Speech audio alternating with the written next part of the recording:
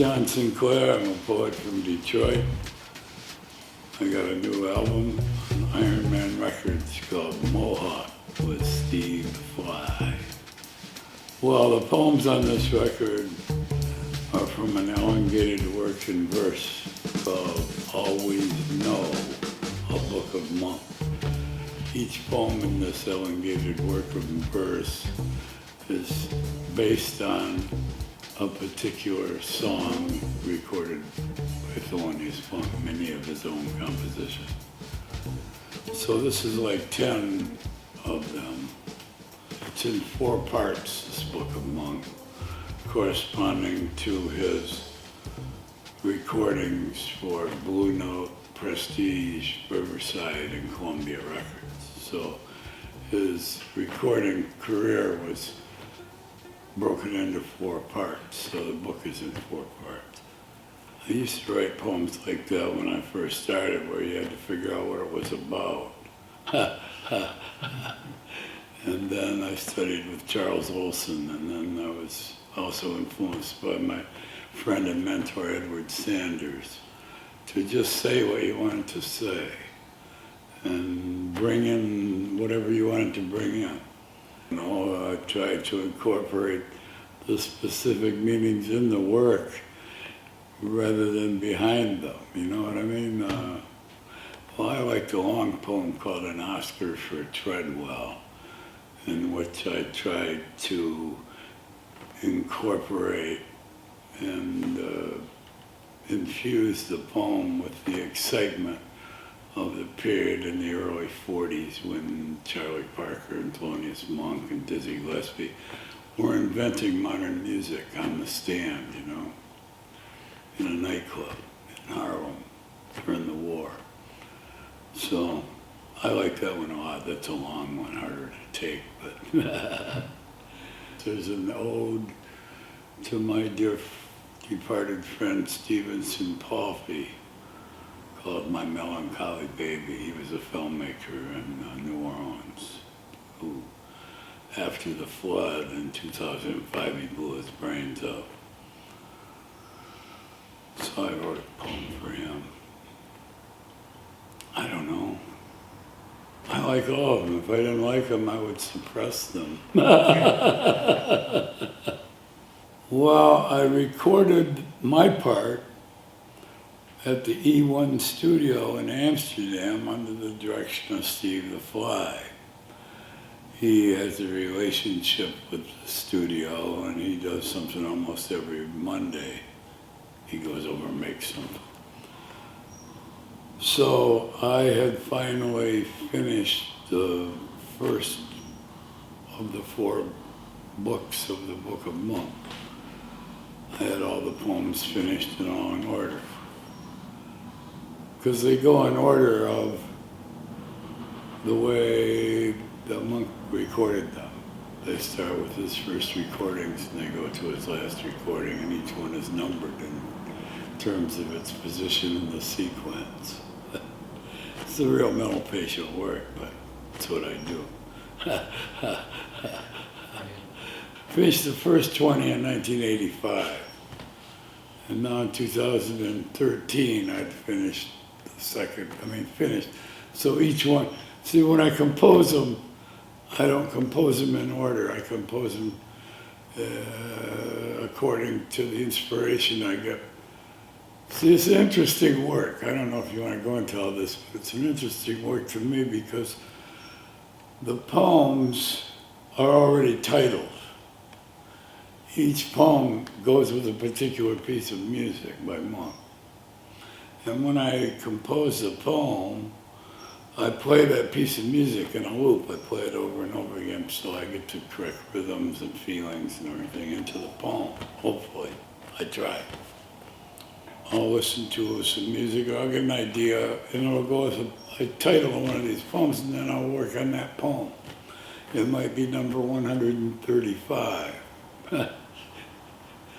But to present them, I want them in order.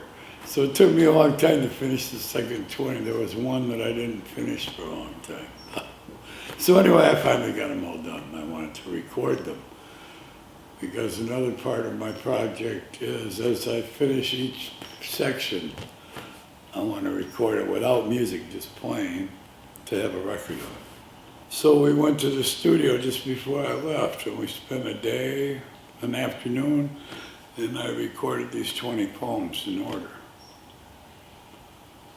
And then I left them with Steve, and while I was gone, he would go back on his Mondays and fuck with them, you know.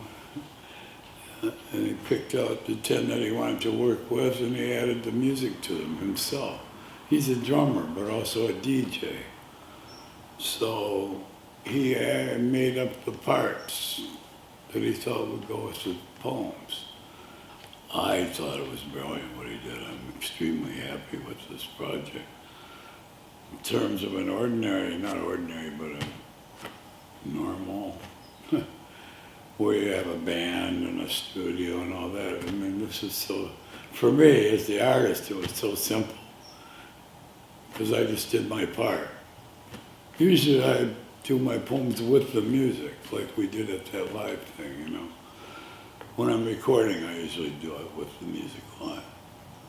I just like to be part of the music, you know. It's part of my concept. And then Steve put his imagination to work on it, and he produced the whole thing himself. I thought he did a really great job. I'm really happy. I'd like to do another one of these, you know, maybe when I finished the next part. But by myself, I could just do them exactly the way I wanted, so that was good for the aesthetics of it, I thought. I'm a collaborator, because I don't play anything. And yet, I want to hear the music with the poems because they came out of music that I was hearing. So to put them with musicians and hear them surrounded by music makes them have closer to the meaning that I had when I was making it. Well, in my case, it's key because my poems are composed. They're texts. They're chiseled into paper or whatever, megabytes or whatever. But I mean, they're the same, my poems, unless I fuck up and leave a part out or miss a word or something. But they're supposed to be the same every time.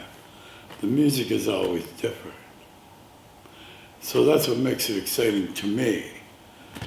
And the music part also, I think, this is a foundation of my belief, but I think it makes it easier for people to hear some poetry if there's music with it.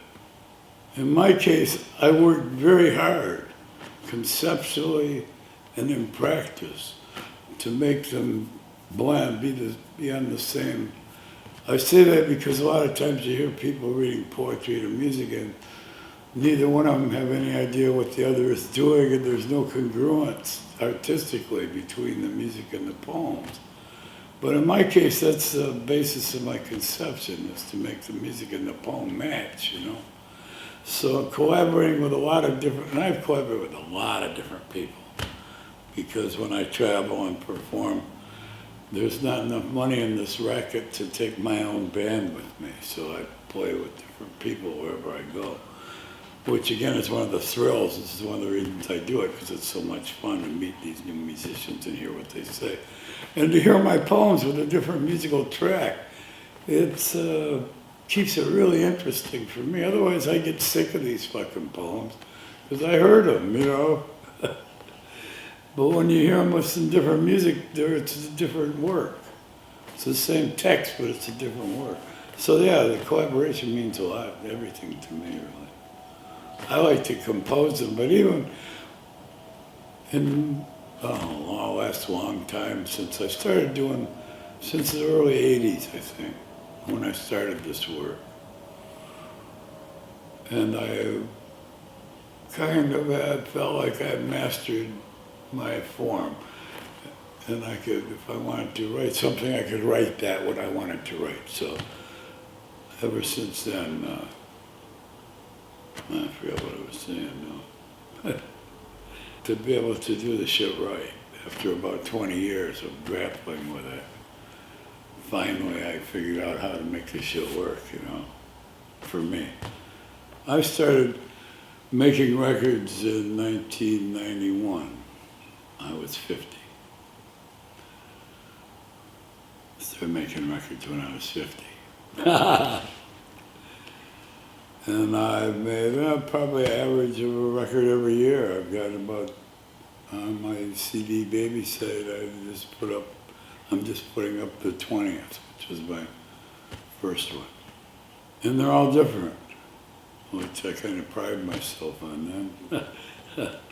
But I started with the recording of the first of the 20 monk works from the Book of Monk, of which this is a sequel.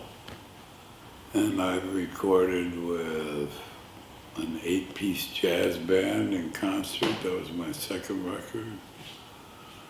I had my own band in New Orleans with a horn section. And that was my record. We recorded that band live in New Orleans on DAT, in the very early days of digital recording. I realized that you could just put up a mic and get the whole thing. One of my best records I made with Wayne Kramer and a horn section from Detroit. We made it in Los Angeles, and I recorded live with the music. And that's called Full Circle. That was really, each one is different. That's my,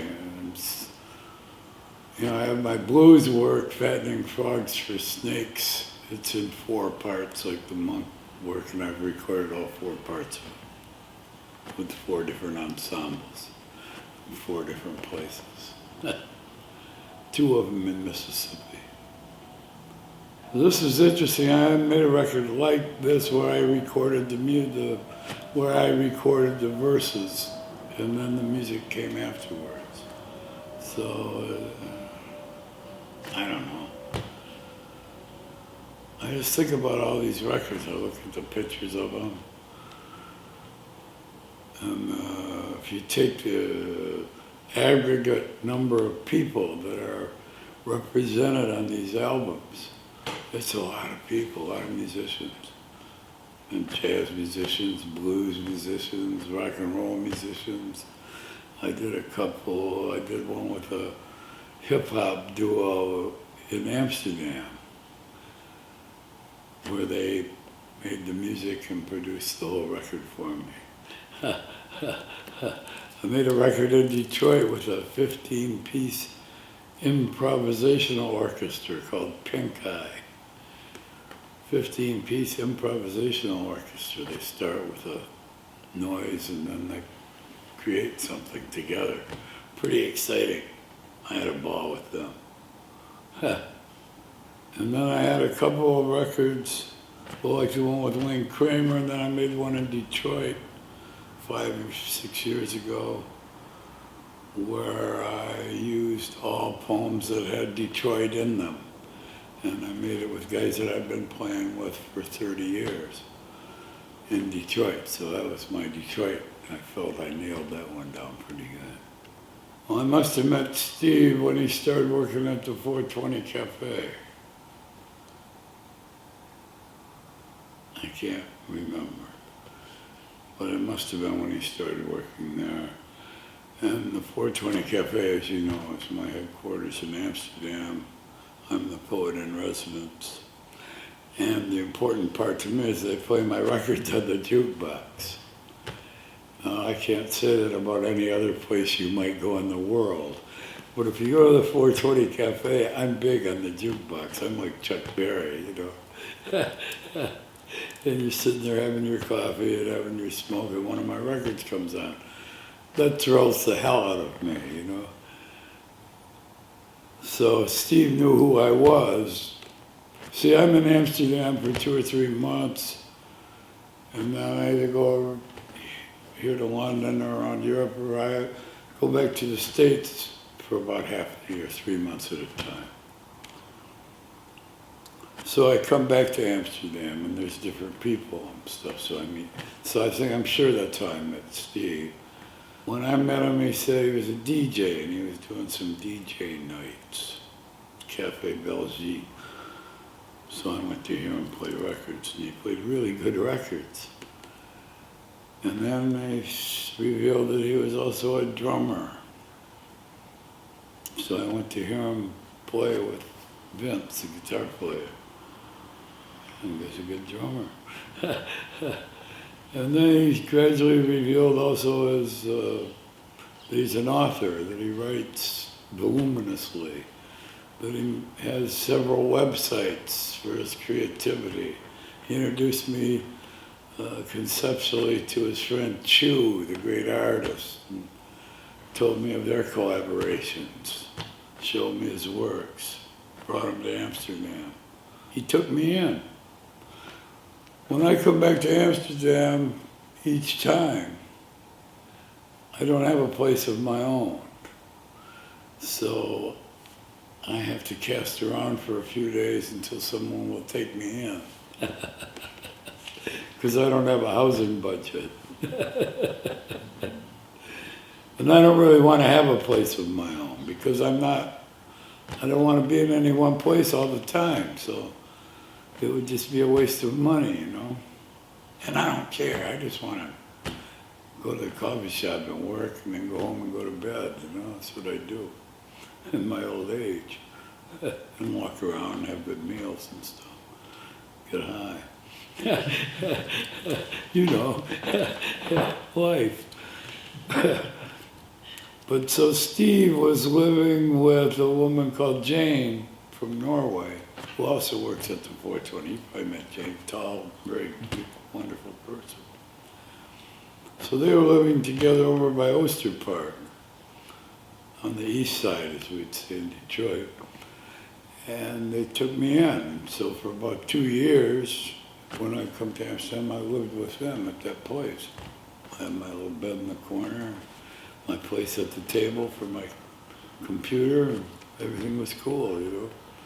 We maintained our close relationship through the 420 because he works there probably 4 days a week, but I'm there 7 days a week, God willing. And while we were living together, then I got to really experience his musical depth as a DJ and also conceptually as a player. I mean, I say conceptually because not in terms of listening to him play, but to understanding and seeing what went into his concept of playing. Like me, if you spent some time with me, you would see all the things that go into my concept of writing because it reflects what I'm thinking about, what I'm inputting and what I'm doing. So anyway, I'm just saying all this to say me and Steve are pretty tight. He's one of my favorite human beings in the whole world. And he really looks after me when I'm in Amsterdam. And since we started playing together, that really stems from when we had a friend, my friend Larry Hayden, who just passed away. He was the producer of my radio show and my closest associate before I knew Steve. And Larry had ensconced himself in a place on the east side called Cafe de Zen. It was only like 5 short stops away from where Steve and Jane and I were staying. And the Cafe de Zen was operated by by Maurice. And he gave us the basement. So Steve had his drums in the basement, the bass player, Lopez, he had a little studio space for himself. There was another guy who had a little studio space in there. I mean, just rooms with modern studio equipment, a laptop, a mixer, 2 mics, you know.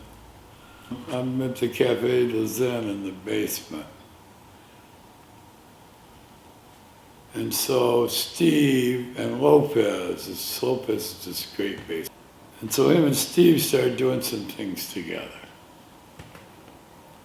And this kind of just grew. Then Vince, he brought Vince, then him and Vince and the three of them would make some stuff together. And then they wanted me to do some stuff with them.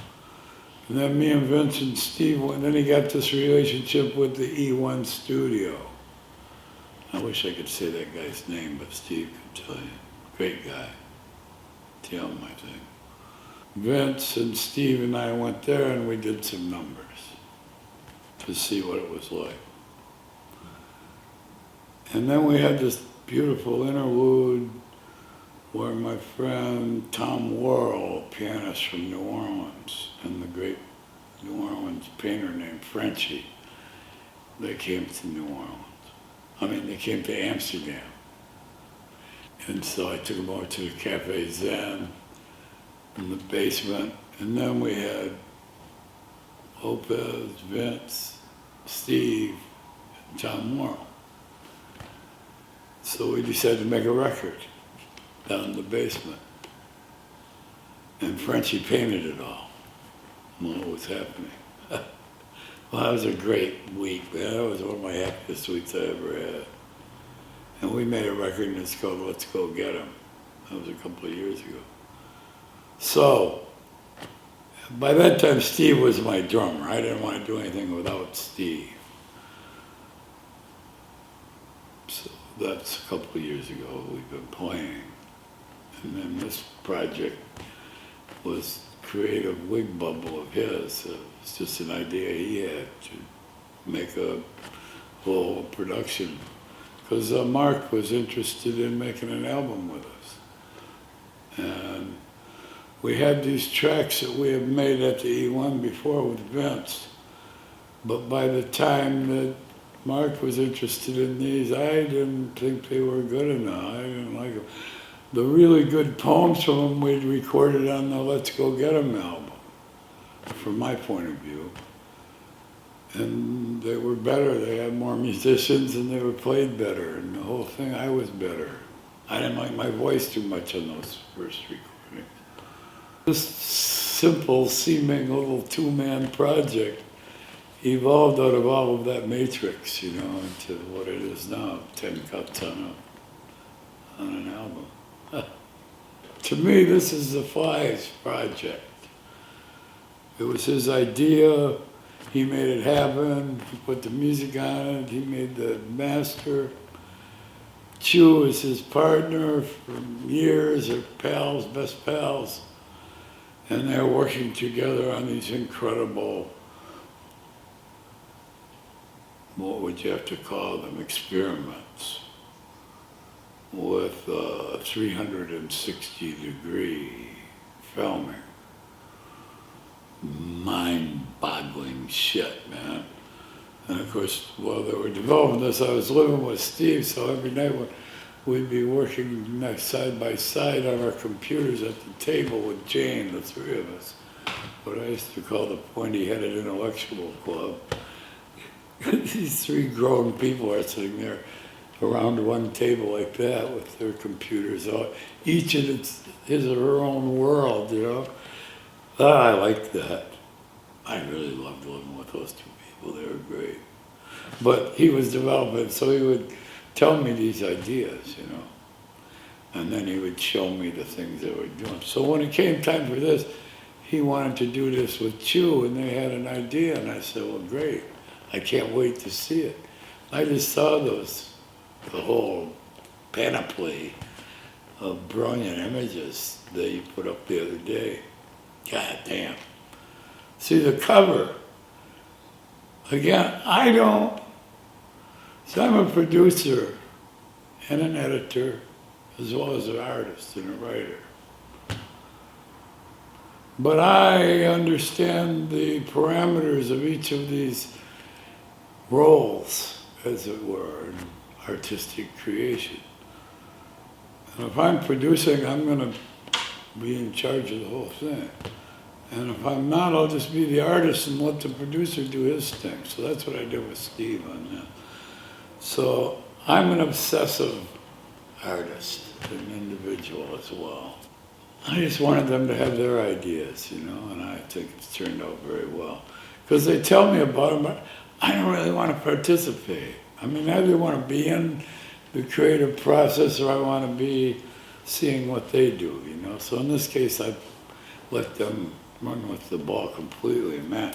Their idea was, I thought the idea was kind of far-fetched.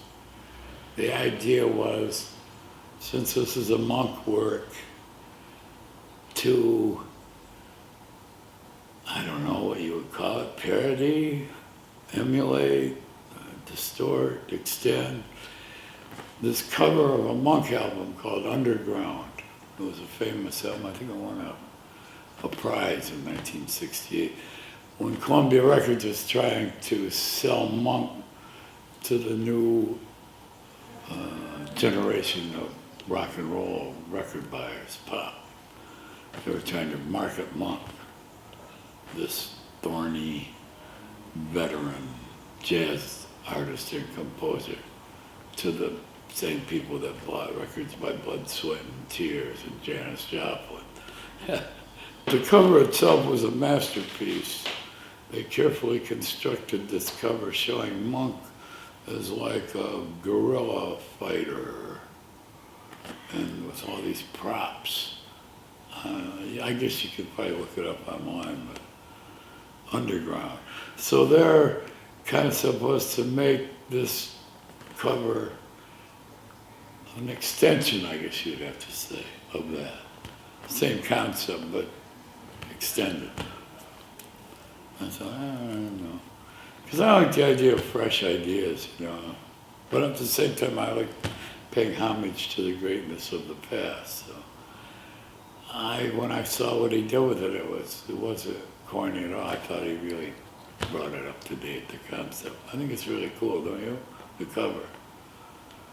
But that's what it's based on. It's not just some image. And then they'll play on Underground because, as I often say, I'm as underground as it gets, you know. I'm so far underground you have to pump air into me.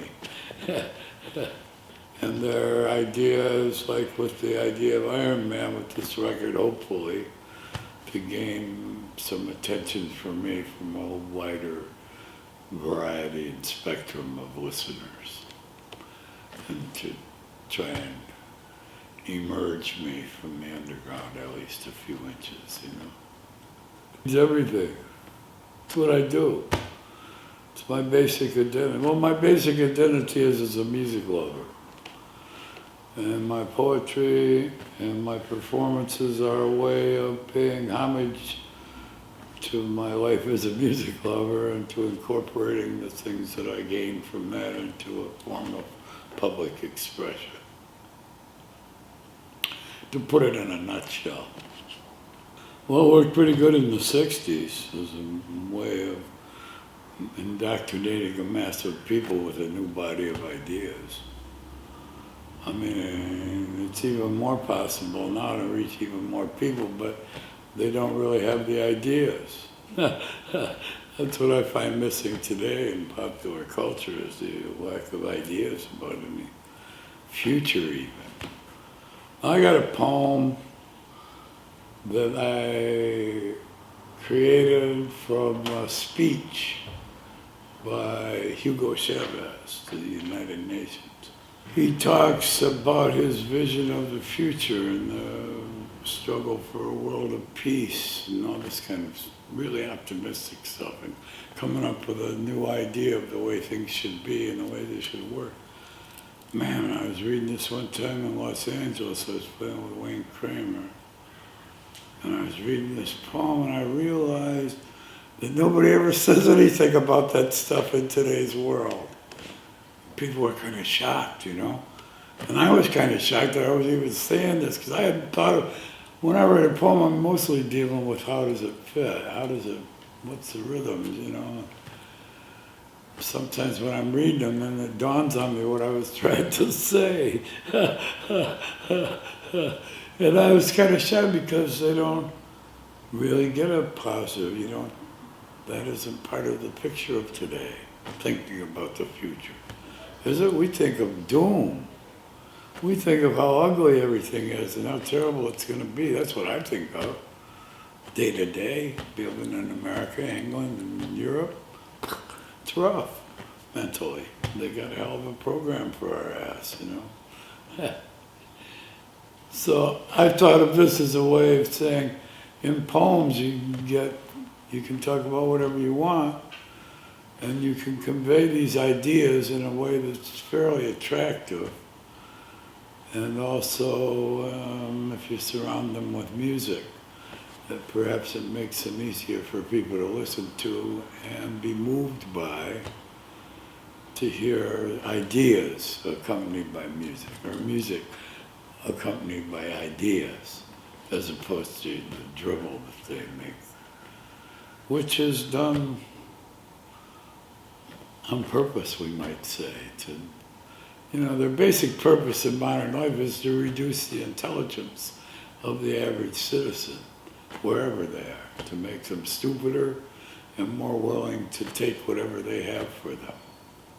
Basically, popular entertainment has been devised for about 50 years almost to reduce the intelligence and sensitivity of the person, the consumer. But it has the opposite function that art has always had, which is to sensitize and to convey new levels of intelligence and perception and intellection to the average reader or participant, observer, taker in. So, to me it's fun to put ideas, and I realize that in my maturity as an artist, I've been able to incorporate very important, to me, ideas and feelings and thoughts into my verses, and increasingly I've come to understand that I'm telling them something. I don't know how to say that, but for so many years as a poet, I was concerned with the craft of making a good poem. That what went into the poem in terms of content, that was just me. But the hard part was shaping it so it would move properly, say the right things the right way. And at one point I was inspired by the great poet named John Giorno. I saw him in a reading in Detroit in the 80s. And he was reciting his poems without reference to the text. He would go to the side of the stage, look at the text, he'd put it down, then he'd go and he'd perform the poem. Well, in my idiom of real poetry, I never encountered this. It was always, what I came up under was interpreting the text. The text, you had the paper and you read the poem, you tried to read it properly, the way it was written. I thought of poetry like that for 20 years as a performer. And I saw this guy and I said, man. And then you got the poems, and his poems were powerful, but he was acting them out. He was presenting them as something he was saying, not reading off a piece of paper. And this completely transformed my outlook on that.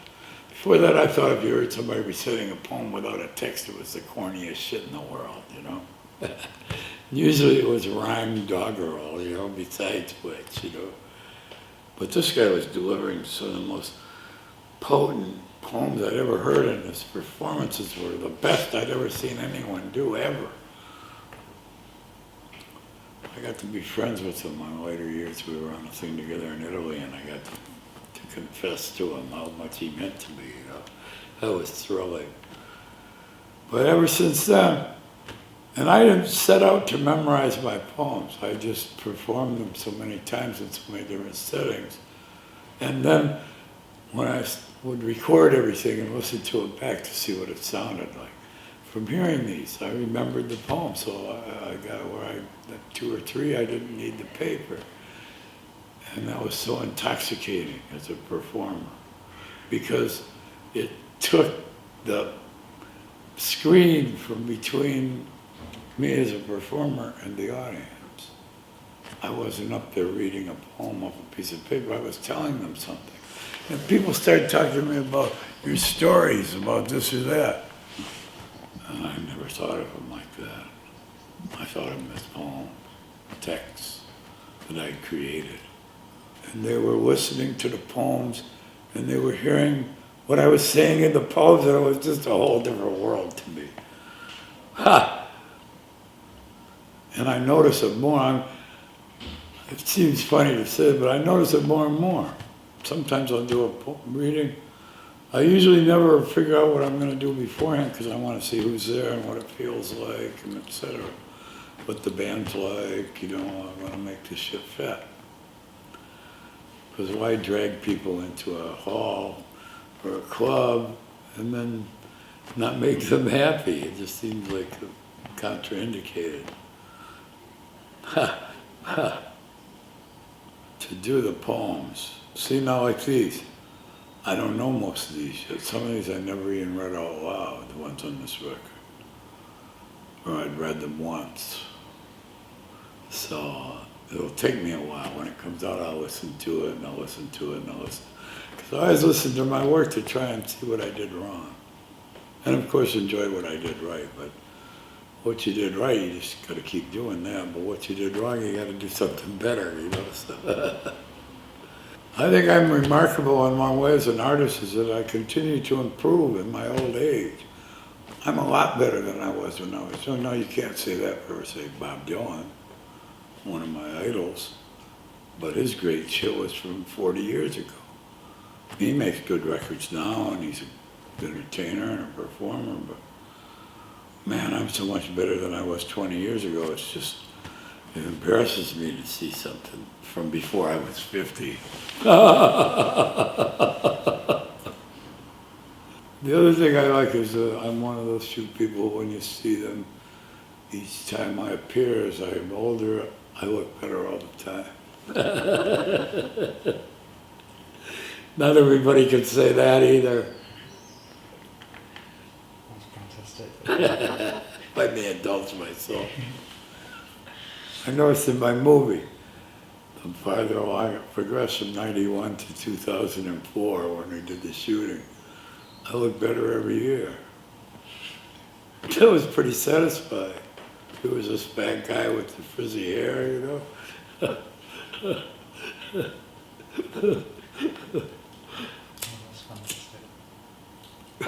Wow, the war on drugs. You're correct to see this as a central factor in life. The war on drugs is what's ruined America. Made things here not so great either in that regard. It created the basis for them to spy on everybody. It created snitching as a way of life, and approved and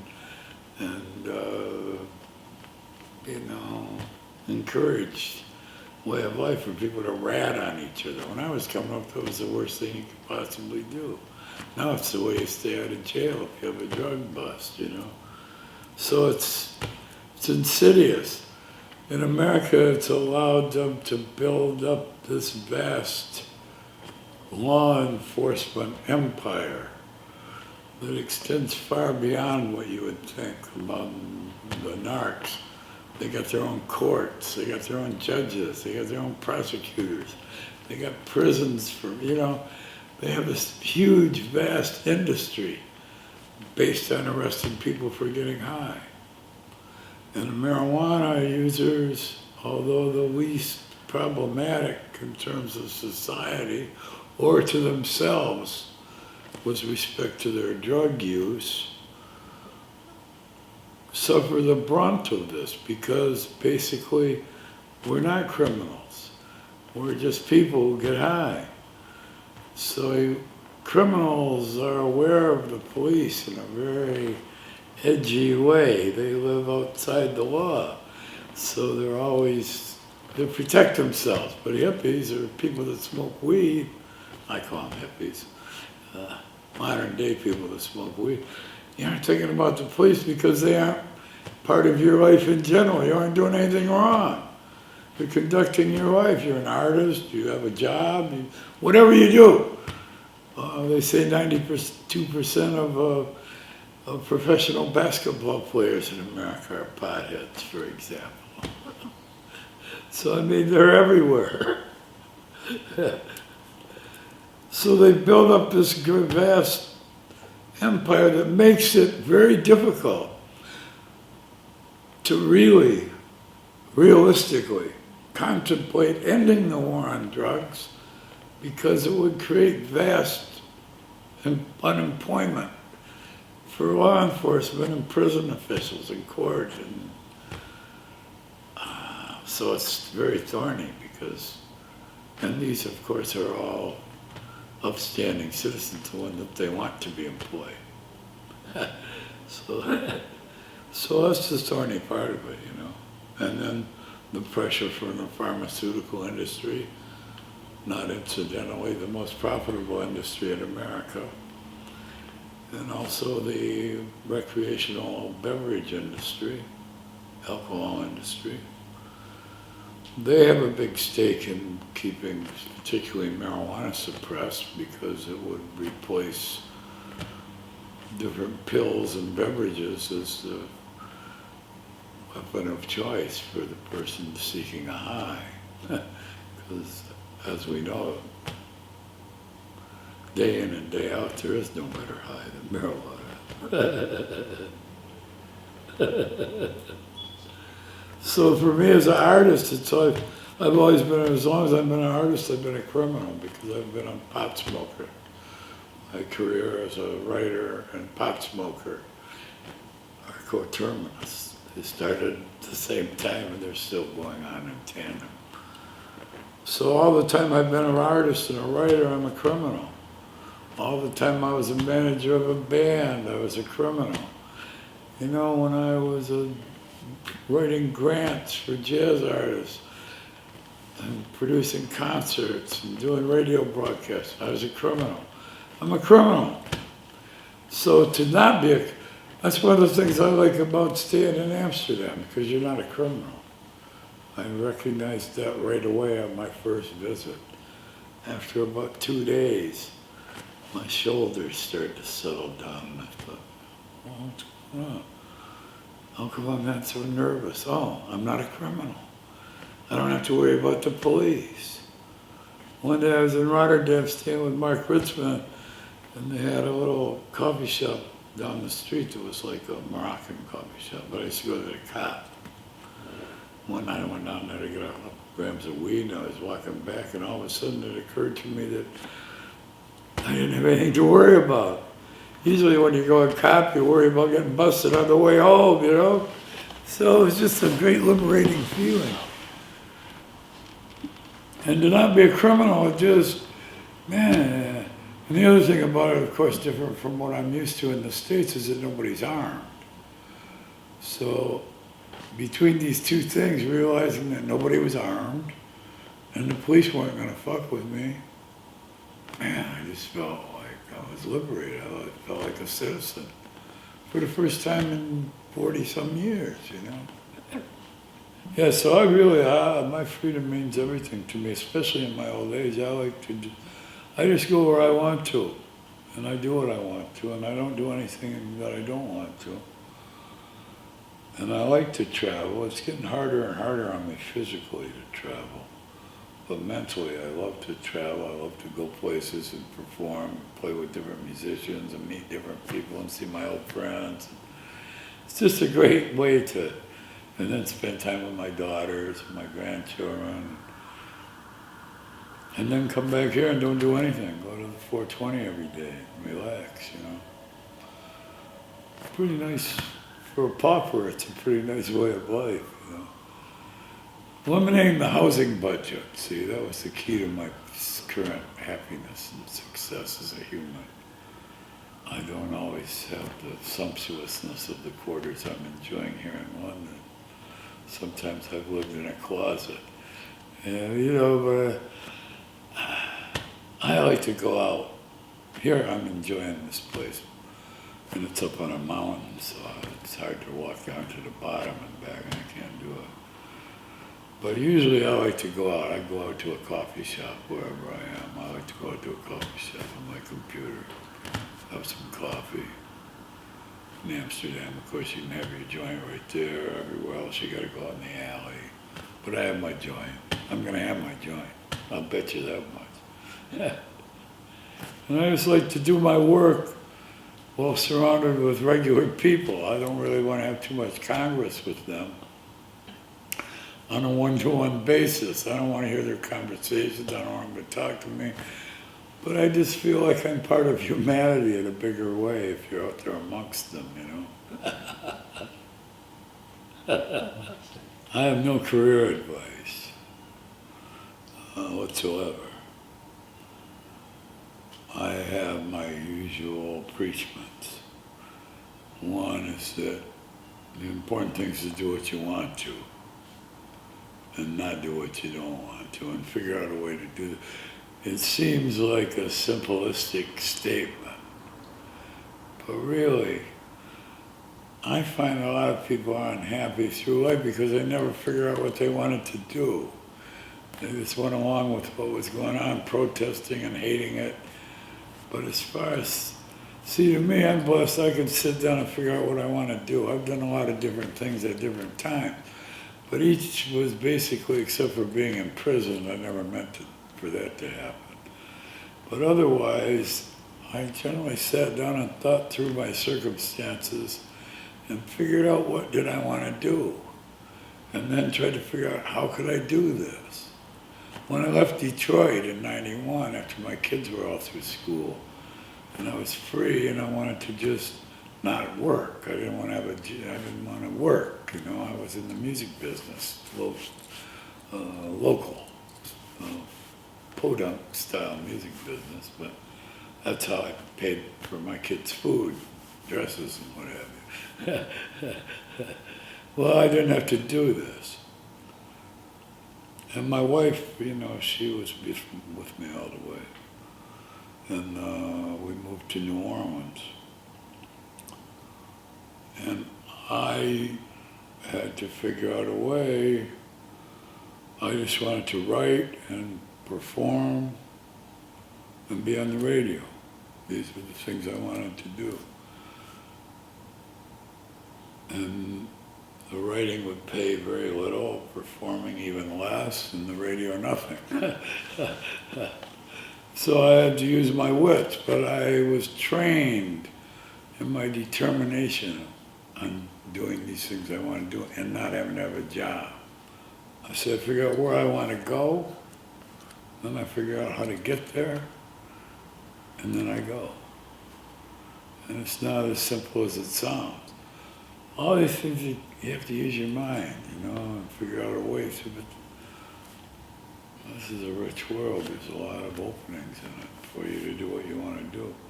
But the hard part is figuring out what exactly do you want to do. What do you want to do? Of course, my standard answer when they say, what do you want to do? I want to get high and fuck.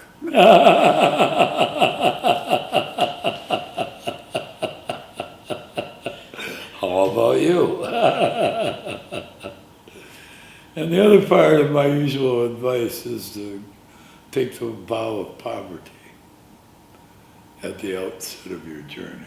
To realize that if you do these things with artistry, the overwhelming odds are that you aren't going to get paid.